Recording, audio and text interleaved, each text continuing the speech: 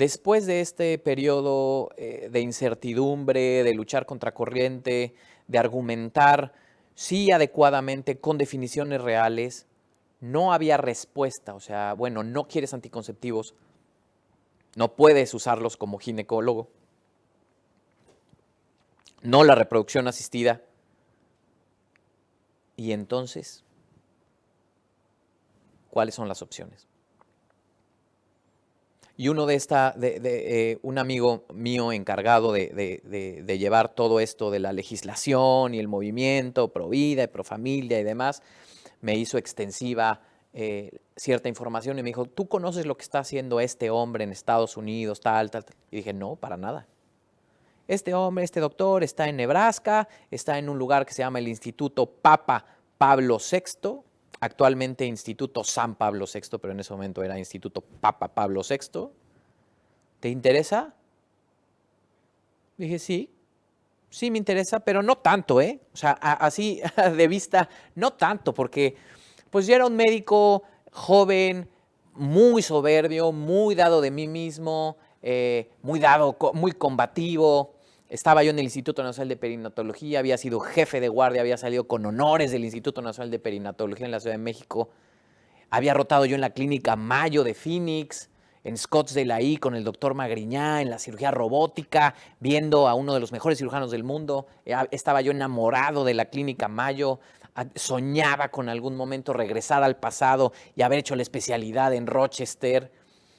Y me entregan este folleto del Instituto Papa Pablo VI, de un doctor en Nebraska que no, no había tanto interés. Ideológico sí, no había tanto interés. Y yo estaba haciendo todavía el curso de alta especialidad en cirugía endoscópica. Un curso que iba de febrero a febrero. Y me caso en mayo con el amor de mi vida, mi esposa. Y abiertos a la vida, empezamos a hacer lo que la mayoría de la gente hace cuando está abierto a la vida y decir, bueno, pues cuando Dios mande a bebé, ¿no? A partir de mayo no pasa nada, no pasa nada, no pasa nada, no nos embarazamos y en septiembre mi esposa empieza con un dolor aquí atrás en la espalda baja. Digo, bueno, pues te vamos a hacer un ultrasonido, seguramente es una piedra en el riñón, ¿no? Un cálculo renal, como buen ginecólogo. Dije, una piedra en el riñón. Y hacemos un ultrasonido y encontramos un endometrioma, un tumor en uno de los ovarios de 8 por 9 por 12 centímetros, me acuerdo bien de ese endometrioma. Y el panorama ahí cambia radicalmente. Porque la endometriosis es por definición una enfermedad no maligna, gracias a Dios, pero que tiene una repercusión grave en la fertilidad. Podríamos decir que es una de las principales causas de infertilidad en mujeres menores de 38 años. Y por el tamaño del endometrioma, el endometrio es grado 4. Porque, por el tamaño y porque estaba en los ovarios y seguramente era bilateral. Y entonces aquí empieza el conflicto porque ¿dónde iba a operar a Angie? En el mejor lugar, cirugía endoscópica, ¿en dónde? En el Instituto Nacional de Perinatología. ¿Quiénes la iban a operar? Porque yo no quería operarla y porque yo todavía era estudiante y porque evidentemente suponía un problema yo estar involucrado en algo de tanta importancia para mi vida personal, mis maestros. ¿Y quiénes eran mis maestros? La mayoría, biólogos de la reproducción, que hacían reproducción asistida y que también pues habían sido la gente con la que yo había discutido meses antes en San Lázaro para la reproducción asistida. Y recuerdo que de muy buena forma operamos a Angie, operaron mis maestros a Angie de buena forma, pero la invitación posterior a la cirugía era obvia. Miguelito, te esperamos en el centro de reproducción, porque sabes que es lo que sigue, ¿verdad? Y no fue uno, fueron varios. Y no lo hicieron con fines de decir, ya ves, lo hicieron de buena forma porque para ellos es la solución. Pero ciertamente me hacía pensar que es muy fácil hablar sin vivir, ¿no?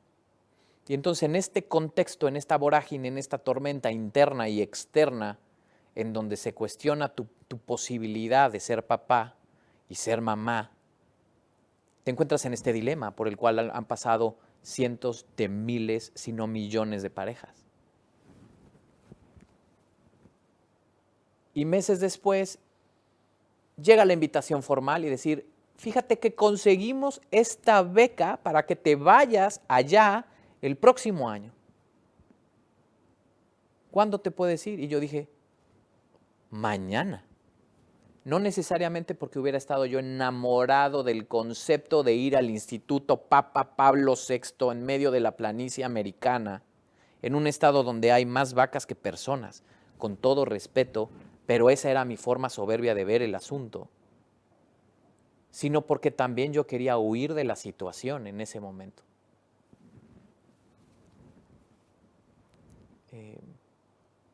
Terminé el curso de alta especialidad y mis maestros de perinato, a quienes admiro y respeto muchísimo, me dieron todavía la oportunidad de terminar mi curso 15 días antes para llegar ahí a Chicago a tomar la primera parte del curso como consultor médico de esto nuevo que iba yo a tomar, este curso de inducción, primero en Chicago y después viajar a Omaha a conocer al famoso doctor Hilgers, fundador, desarrollador del método Creighton y la naprotecnología. Y así llegué al instituto. Fueron días complicados porque conceptualmente te empiezan a hablar de cosas que nunca, que sospechabas, pero que realmente no sabías. El cambio de definición de 1965 lo aprendí ahí. Todo este dilema de qué hacer con los anticonceptivos y demás encontró su fundamento científico ahí. Información que está disponible para todo aquel que la busque, pero pareciera que esta industria de 18,000 millones de dólares tiene impacto en la información que recibimos y es lógico pensarlo. Un ejemplo histórico básico es cuando el tiempo que tardó la industria tabacalera en aceptar que la nicotina era adictiva. Y después de todo el drama que pasó, ¿qué pasó? Nada.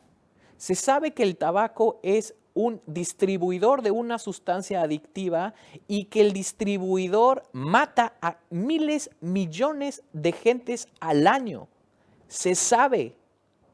Y curiosamente se siguen vendiendo tabacos en todos los países del mundo. A pesar de que se sabe que es un medio de distribución, que algo que ocasiona adicción y que termina matando a gran número de personas, pero que con seguridad acorta la vida de todos los fumadores.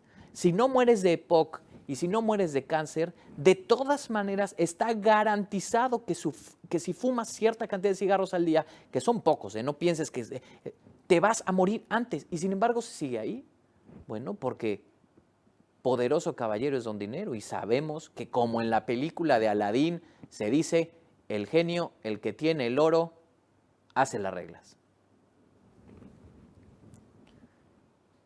Y ahí empezó mi historia en la naprotecnología en el Instituto Pablo VI y el Centro Médico de Creighton, teniendo a mi primer paciente en casa, que era mi esposa, esperanzada en embarazo, y enfrentándome con que mi formación en gran parte había sido falsa, modificada por la industria farmacéutica, y que había alternativas científicamente plausibles que están abajo de que han sido víctimas de este bullying de lobbies multimillonarios a nivel mundial, ¿no? Y entonces en este dilema encuentro un aliciente, y que es que el doctor Hilgers, en este dilema de el Papa versus Rochester, ¿no? Por ponerlo contextual, Rochester, la medicina a la que yo aspiraba, la Clínica Mayo, el Instituto Nacional de Perinatología, tal, versus el Papa, ¿no? ¿Cuál fue un secreto, un aliciente que me enteré? Que el doctor Hilgers había hecho gran parte de su formación como ginecólogo en Rochester, Minnesota. No la terminó ahí. ¿Saben por qué? Porque se negó a hacer un aborto. Porque cuando se legalice el aborto en Estados Unidos, se pide que los residentes, de forma estratégica, los residentes de mejor rendimiento empiecen a hacer los abortos para que los demás los sigan. Y el doctor Tomás Hillier se negó a hacer un aborto en Rochester y fue por eso que empezó con los problemas éticos y lo corrieron de Rochester para terminar su educación en Buffalo. Entonces yo no estaba en el instituto únicamente del Papa, estaba en el instituto fundado por un hombre de Rochester que había seguido las directrices de un Papa, Papa Pablo VI, después de publicar Humanae Vitae, que explicaba claramente en 1968 que los anticonceptivos iban a tener consecuencias para la vida, la sociedad y la relación conyugal, y que estábamos llamados a más. Y en las directrices pastorales de Humanae Vitae dice, la invitación a los hombres de ciencia de forma profética, que las respuestas estarán en el estudio del ciclo femenino. Revisen Humanae Vitae. Si eres católico, estás obligado a hacerlo. Yo era un católico pro vida ginecólogo y no había leído Humanae Vitae hasta que llegué allá. Revisa Humanae Vitae, revisa esas directrices. Pues Hillier en el 68 leyó Humanae Vitae y dijo, yo soy, antes de ser ginecólogo. Y soñó con hacer ginecología y poner el Instituto para el Estudio de la Reproducción Humana. Instituto Papa Pablo VI for the Study of Human Reproduction, en base a Humanae Vitae.